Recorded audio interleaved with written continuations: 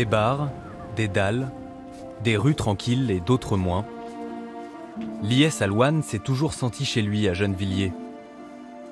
Dans le quartier populaire où il a grandi, tout le monde se connaît. Ça, en fait, c'est le trajet que je fais, dans le sens inverse, pour rentrer chez moi. Il y a 2 ans, ce jeune homme a révélé sur Facebook son homosexualité. Et soudain, les regards ont changé. Ceux des membres de sa famille, avec qui il vit encore, et ceux des jeunes de son quartier qui fréquentent cette petite place. La traversée est devenue une épreuve. La fameuse place du docteur Roux. Et en général, ils se mettent ici, sur ces bancs. Et moi, quand je passe ici, c'est les injures. Sale pédé, tapette, qu'est-ce que tu fais là? Pourquoi tu passes par là, salope? Voilà, je fais ça comme trajet pour rentrer chez moi et j'ai pas le droit. C'est leur territoire, entre guillemets. Je me fais agresser minimum 3 à 4 fois par semaine. Il y a le meneur. Quand il y a des nouveaux qui viennent, lui, il leur explique tout. C'est lui le gay. Et là, ça commence, Les injures homophobes, jets de bouteilles de bière, crachats sur la figure. Je suis constamment en mode vigilance. Donc je suis plus surpris maintenant, j'ai l'habitude. Désormais, Liès garde son téléphone en main quand il marche dans la rue, pour être prêt à filmer discrètement, en cas de harcèlement. Il a tourné ses vidéos dans son quartier. Voici à quoi ressemble son quotidien. Tu passes par là, t'as vers la pute. Et pourquoi tu me dis ça? Et t'as pas honte d'être gay? Non, j'ai pas honte. Ici, un jeune en basket verte marche à côté de lui. On entend le bruit d'un crachat. Dans les rues de Gennevilliers, même les enfants s'en prennent à Liès. Marche comme un homme, putain de merde. Non, marche comme un homme. Un mec qui a des couilles, pas un mec qui suce des couilles. Il le menace avec un pistolet factice.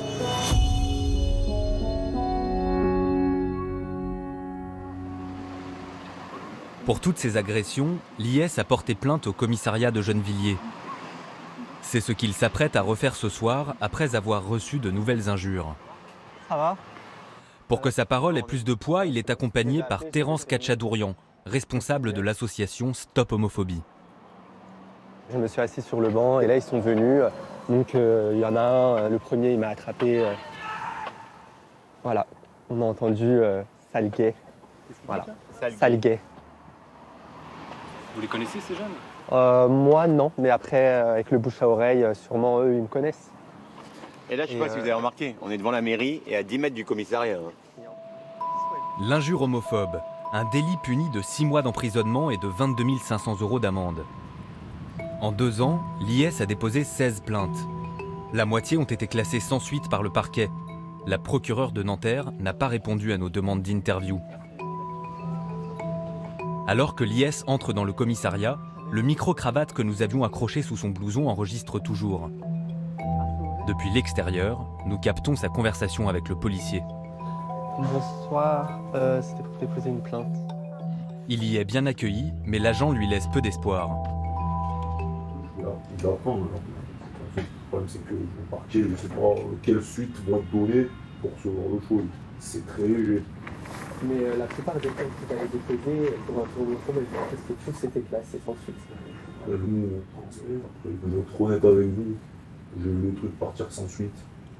Des vols avec une hauteur, matériel, machin, partiront sans suite.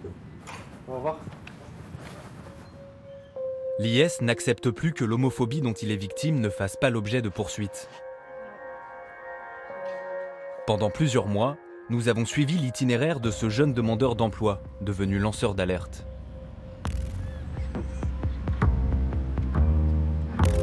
Aujourd'hui, il est l'une des seules voix à s'élever contre la violence subie par des femmes et des hommes, dans les quartiers où l'homosexualité n'a pas droit de cité.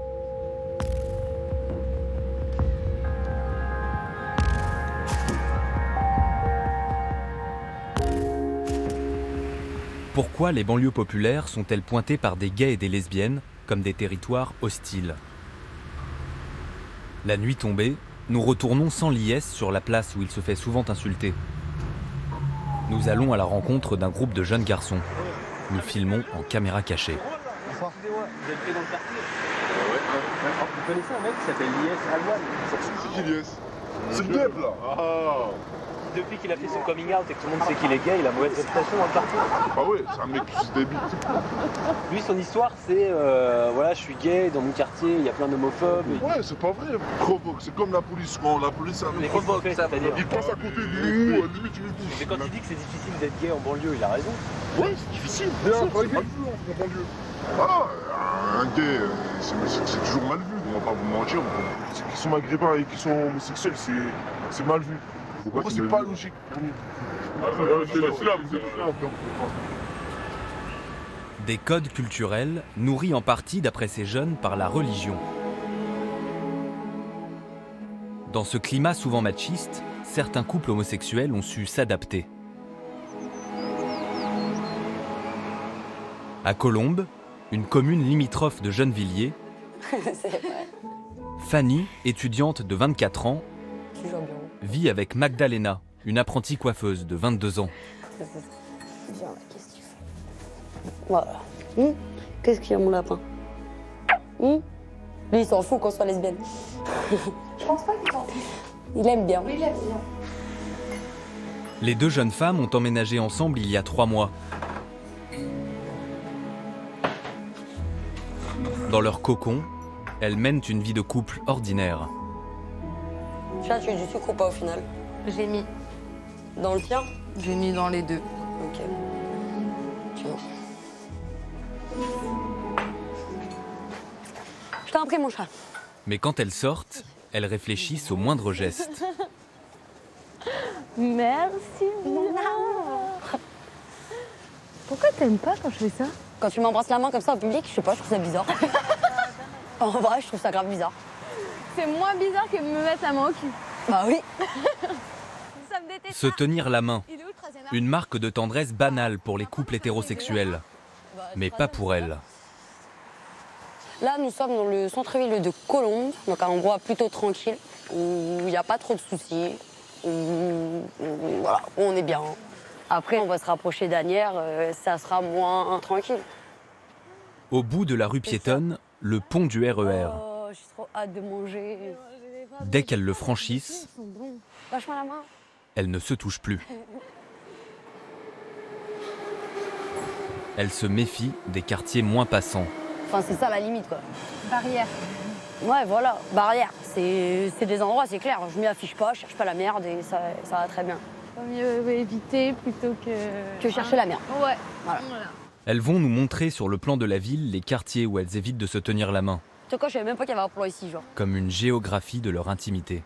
Tout ce qui est en vert, c'est bien délimité le truc. Tout ce qui est en rouge, c'est à éviter. Tout ce qui est en vert, c'est ça passe. Après, tout ça, faut éviter. Là, faut éviter. Ici, là, le violet. Clairement, là, faut éviter à fond. Comment vous adaptez votre comportement? En fonction de quel genre de groupe de personnes il va y avoir, que ce soit des enfants ou que ce soit des grands-parents ou que ce soit les petites racouilles, ça dépend. En vrai, ça dépend. On sent. Il n'y a pas de... Ouais, voilà, c'est ça sent. Elle va me lâcher la main, c'est juste du regard. C'est de la gêne. En fait, à partir du moment où gêne quelqu'un, où on voit qu'on le dégoûte... On peut pas forcer les gens à nous accepter. Pour Fanny et Magdalena, renoncer à des gestes d'affection est le prix à payer pour vivre en sécurité. Et ce qui est valable dans leur ville l'est aussi dans le métro. Cette ligne traverse la banlieue nord-est de Paris. C'est pas une ligne où je peux m'afficher. Ça se voit aux stations, de toute façon. On voit très bien les terminus de la ligne. Enfin, on est tous d'accord. Voilà, on arrête Clichy. C'est pas les meilleurs quartiers. Donc bon, on se fait discret et on se fait pas emmerder. La discrétion protège-t-elle des harceleurs ?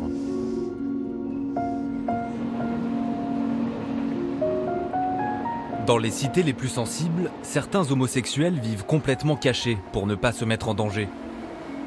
Dans les Yvelines, nous rencontrons Kamel, 20 ans. C'est un ami de Lies, le jeune homme de Gennevilliers. Lui souhaite rester anonyme.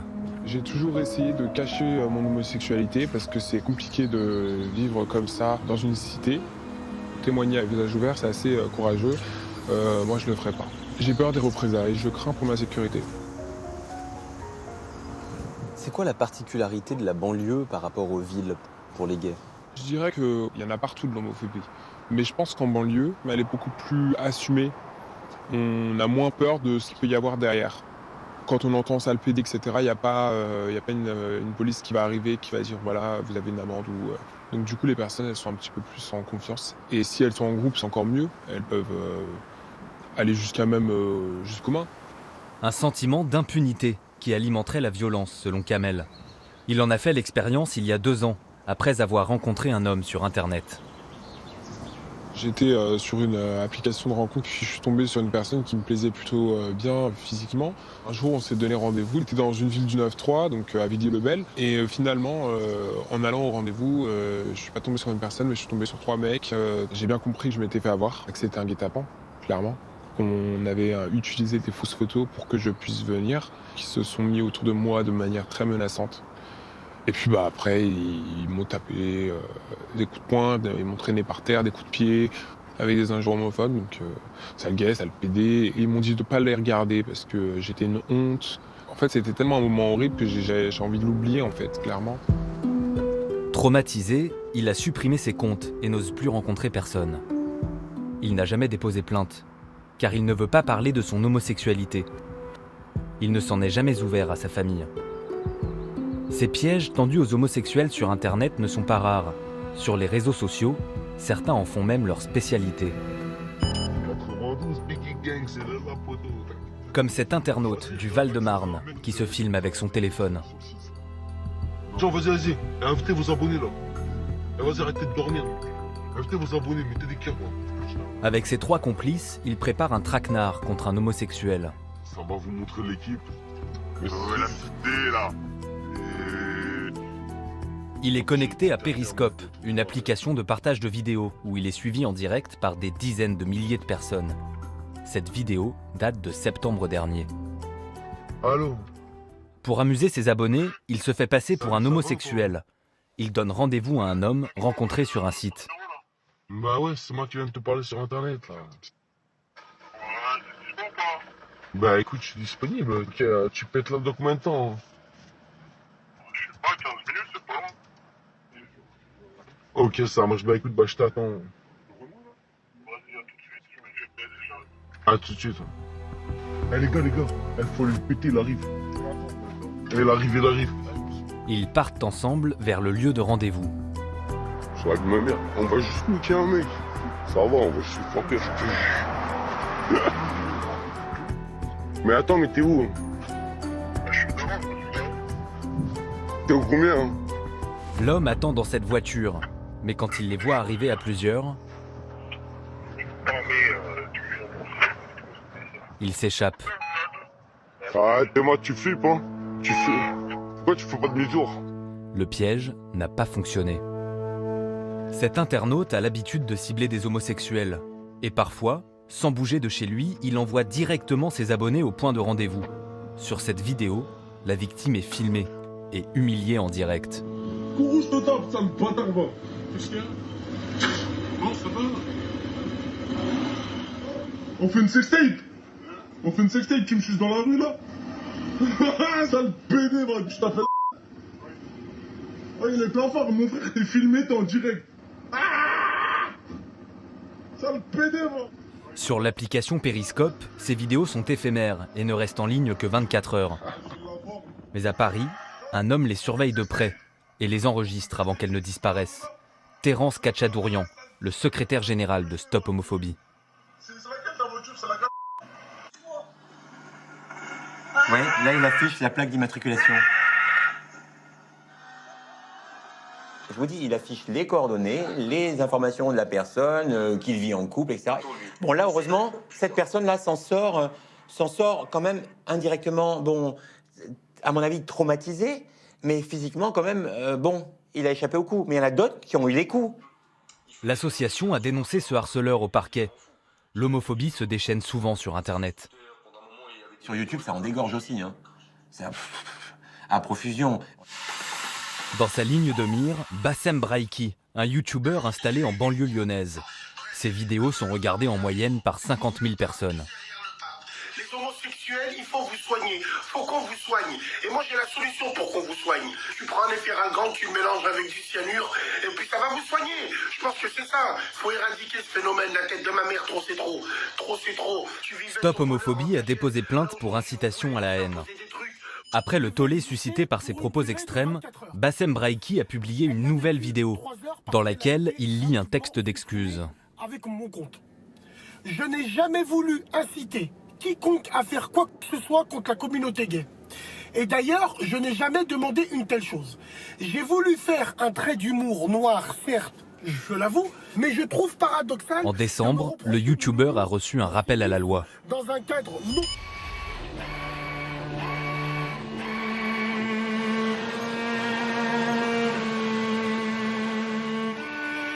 Ces t-shirts aux slogans provoquants, c'est Stop Homophobie qui les imprime. Depuis quelques mois, l'association compte un nouveau membre, l'IS, de Gennevilliers. Il a franchi le cap, il est militant. Oui, voilà, c'est bien. J'aime beaucoup, ouais. Au revoir. Au revoir, merci beaucoup. Avec Terence, il organise un rassemblement contre l'homophobie. Et ça commence dans quelques minutes.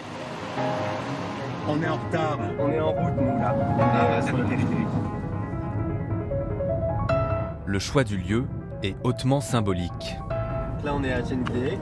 On est juste à côté de la mairie, 100 mètres de la mairie. Le samedi, sur le parvis, c'est jour de mariage.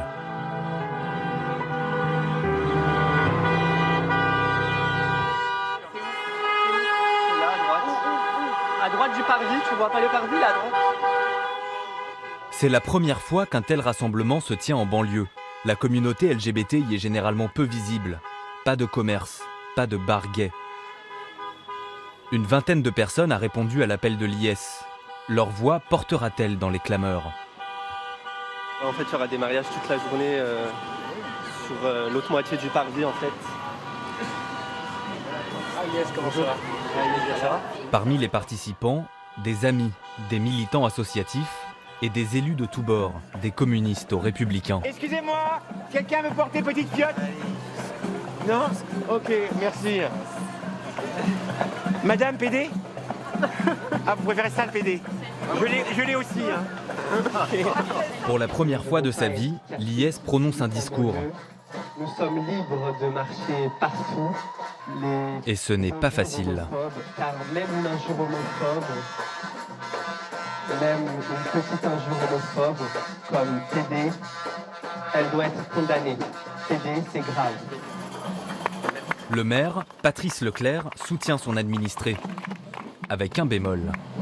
Je pense qu'il faut se battre partout dans toutes les villes, grandes, petites, couches moyennes, couches supérieures, couches populaires.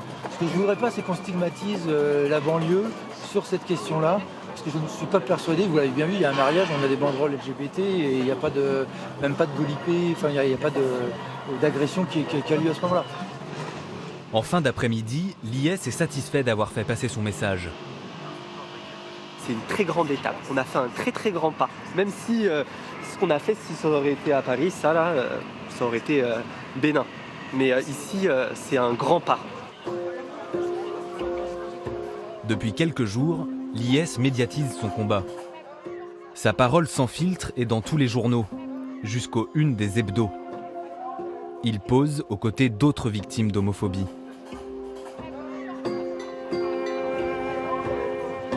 Mais en s'exposant dans sa ville, l'IS dérange. Quelques jours après la manifestation, nous le retrouvons près de chez lui, au cœur du quartier le plus sensible de Gennevilliers, la cité du Luth, 10 000 habitants.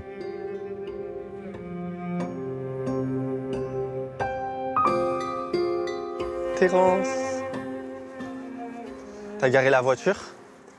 Avec Terence, il prépare une nouvelle action.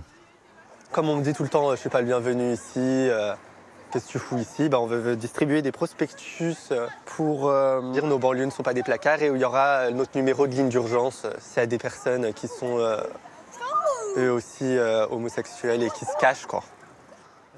La présence de l'IS et de notre équipe est vite remarquée.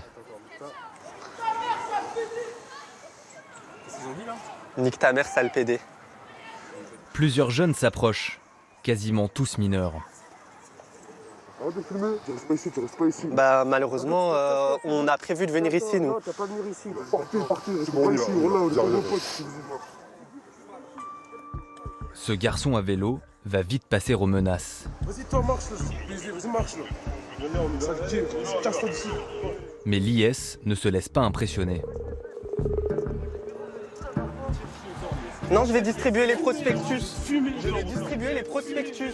Mais tu vas pas me fumer. Tu crois que t'es un gay, tu viens ici? Je viens ici. Est-ce que tu sais on est où ici? On est au Lutte. Le Lutte, c'est où ça? Gennevilliers. Gennevilliers, c'est où? C'est en France, Gennevilliers. T'es pas content?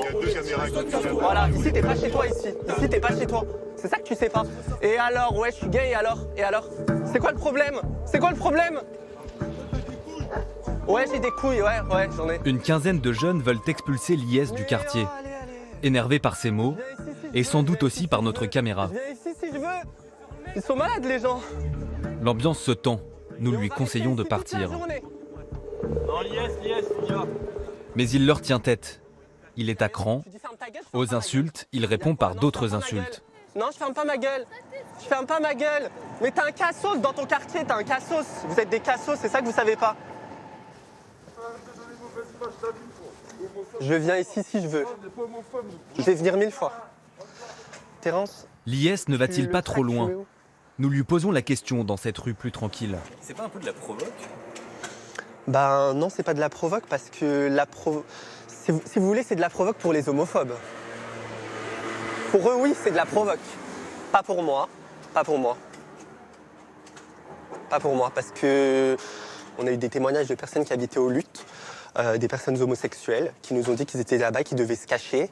D'autres qui ne se cachent pas, qui se font souvent agresser. Donc on ne peut pas les laisser tomber comme ça. Ils ne sont pas dans une cage. C'est pas une cage. C'est incroyable. L'IS et Terence s'apprêtent à quitter le quartier. Si vous voulez, si on vient et on est... Je fais ce que je veux. Ce que je veux. Les invectives reprennent. Un jeune homme s'approche. Après cette ultime intimidation, tout s'accélère. Hé, tu ne tapes pas, tu ne touches pas, attention. Hein. Il frappe l'IS au visage. Hé, tu ne touches pas. Tu ne touches pas. Tu ne touches pas. Tu ne touches pas. Ça va? Sérieux. Tu ne touches pas. Hé, tu ne touches pas. L'IS a été frappé violemment au nez, au torse et au bassin. Tu ne touches pas.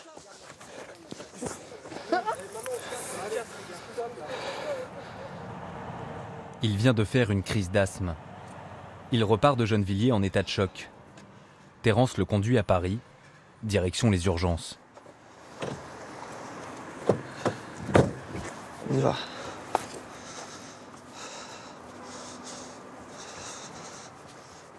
Vu que j'ai fait une crise d'asthme, que c'est assez lourde, bah, j'ai une douleur au poumon. Et j'ai mal au nez parce que j'ai reçu un coup, en fait, il m'a donné un coup de poing. Donc voilà, même si j'ai essayé de pas me laisser faire. Mais ça suffit pas. L'IS déposera plainte à sa sortie de l'hôpital. Depuis son agression physique, il dort chez des amis à Paris. Il ne veut plus vivre à Gennevilliers.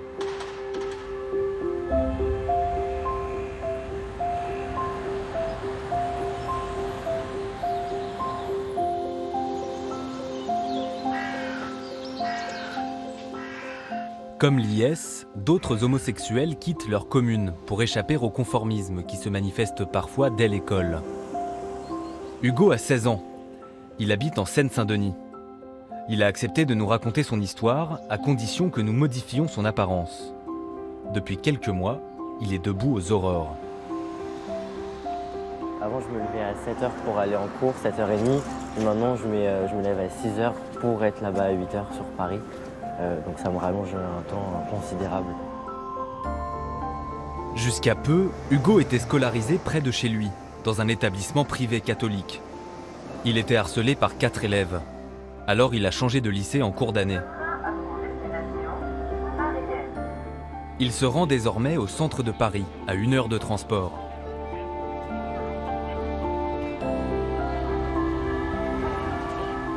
Dans l'anonymat de la capitale, Hugo se sent plus à l'aise qu'en banlieue. En région parisienne, il faut rester dans les codes. Faut être musclé, faut être un bonhomme. Si on n'a pas les mêmes activités qu'eux, qu'on ne joue pas au foot, qu'on ne va pas jouer à la PS4 quand on rentre chez nous, enfin des trucs comme ça, on est forcément pédé. L'adolescent reste marqué par ce qu'il a vécu comme un calvaire pendant toute son année de 3e. Dès la rentrée, dès les premières semaines, on me demandait si j'étais gay. J'ai dit oui tout de suite parce que pour moi, mes parents étaient au courant, donc j'avais pas du tout à mentir. Et de là, c'était des questions TPD, des insultes. On m'insultait une fois ou 2 fois par semaine. Puis ensuite, ça a été crescendo après 3 fois par semaine, 4 fois. Et puis ensuite, c'était toute la semaine, tous les jours, chaque heure. Même quand je partais de l'école le week-end, j'étais harcelé sur les réseaux, sur Snapchat. Dès l'âge de 14 ans, Hugo a parlé de son homosexualité à sa mère, qui l'a toujours soutenue. Oui, non, mais Mais le harcèlement qu'il a subi lui a fait perdre confiance. On va prendre un petit café. Il m'a dit c'est moi le problème. C'est à cause de moi. Si j'étais pas comme ça, si j'étais pas homosexuelle, j'aurais pas ces problèmes-là. Voilà. Et moi, je lui ai répondu non. Le problème, c'est pas toi, c'est les autres. C'est certainement pas toi. De là, j'ai alerté tout de suite l'équipe pédagogique. Je me dit surveiller. Enfin, moi, j'avais très très peur pour mon fils. La direction du collège se serait engagée à ne pas reprendre les 4 élèves harceleurs à la rentrée. Mais en septembre, Hugo découvre que 2 d'entre eux sont toujours présents. Il était très très mal. En fait, je l'ai emmené chez le médecin. Et le médecin m'a dit il est hors de question qu'il retourne dans cet établissement. Là, il n'est pas bien. Il faut l'enlever. Et on a eu beaucoup de chance. On s'est orienté vers un lycée qui est dans Paris et qui l'a accepté directement. Donc, on a eu vraiment beaucoup de chance. Pourquoi 2 des harceleurs d'Hugo ont-ils été repris à la rentrée? Nous avons appelé le chef d'établissement. Je ne souhaite pas communiquer par rapport à ça, monsieur. Donc, nous avons fait tout ce qu'il fallait. Voilà. Donc, ok. D'accord. Bon. Merci, monsieur. Allez, au revoir. Une fin de non-recevoir pour ne pas entacher la réputation du lycée.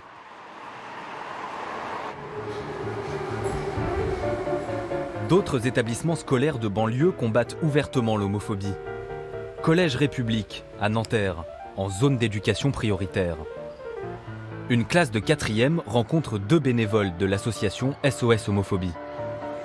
Prenez un petit peu d'aise, un tout petit peu quand même. Voilà, encore, reculez-vous. Moi, je m'appelle Jean-Luc. Et moi, c'est Gaëlle. Est-ce que vous savez quelle association on représente?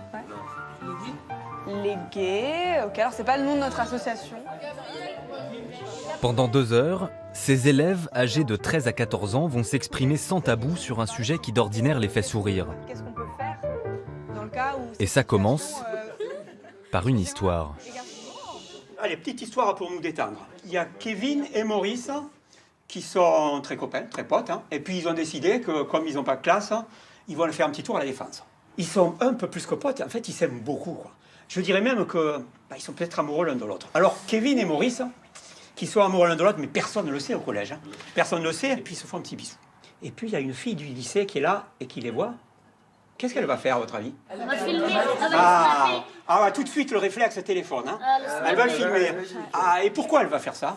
Pour l'afficher. Pourquoi l'afficher? Quel intérêt? Pour le buzz. Parce que? Pour faire le buzz. D'accord. Tout le monde va le voir. Lundi, retour à l'école. Qu'est-ce qui va se passer? D'accord. Donc ça, c'est déjà, on va les montrer du doigt. D'accord. Qu'est-ce qu'il peut encore se passer? Alors, ils vont être... Très vite, des idées reçues s'expriment. C'est dur à dire. Ils ont qu'à choisir d'être hétéros. Ben voilà. Ben voilà, ça veut bien. Est-ce que tu penses qu'on peut choisir comme ça? Est-ce que vous pensez, vous, que c'est un choix? Bah oui, c'est un choix. Alors, voilà, on va séparer. Les personnes qui pensent que c'est un choix, déjà, que c'est un choix, levez le doigt. 1, 2, hop, ici. Ouais. Alors peut-être qu'on peut vous écouter. Si par exemple moi j'ai envie de devenir gay, je dis je suis gay et je deviens gay. Et si je suis gay et que j'ai envie de devenir hétéro, je suis gay et je dis je deviens hétéro et je suis hétéro. C'est toi tu te contrôles. Je peux pas devenir gay comme ça. Mais madame. Qu'est-ce que vous en pensez les autres? Ouais. On choisit pas être gay ou lesbienne. On est naturellement. Ouais. Non, on peut pas contrôler. Pourquoi à ton avis? Parce qu'on peut pas contrôler nos sentiments. On peut pas contrôler nos sentiments, ouais. C'est tout. Ouais. Je trouve pas normal qu'un homme aime un autre homme parce que au monde il y a des femmes qui ont été créées pour se reproduire alors que des hommes et des hommes. On peut très bien être homosexuel mais pas être efféminé. Ouais. Ou être lesbienne mais pas être garçon. Ouais. Tu vois, ça c'est ce que Gaël a dit, on appelle ça des clichés. On pense toujours que les gens sont dans des petites cases et qu'ils sont tous faits de la même manière. Et vous voyez que ce n'est pas toujours le cas. D'accord? Okay, merci beaucoup pour votre participation très active. Souvent, nous, ce qu'on dit, c'est qu'on sème des petites graines. Ben, on espère que ça va germer, ça prendra le temps que ça prendra. Il y en a qui prendront peut-être pas, mais elles prendront chacune. Et voilà, on pense que ça marche, quoi, on y croit. Ce jour-là, ils ont remporté une petite victoire. J'étais contre l'homosexualité, ça, mais maintenant, ça me dérange pas. C'est vrai? Merci. Ouais, en fait, je pense que c'était par rapport à ma religion. Dans ma religion, en fait, tout ce qui est homosexualité, en fait, ils sont mal vus. Donc, du coup, moi aussi, je pensais que ils peuvent aussi mal les voir, mais en fait, non, pas du tout. En fait, tu t'es rendu compte qu'il y a très assise à côté de moi, ça change rien. Merci. Trop cool. Merci beaucoup à toi. L'association intervient dans 200 établissements chaque année, avec pour seul but de faire accepter la différence.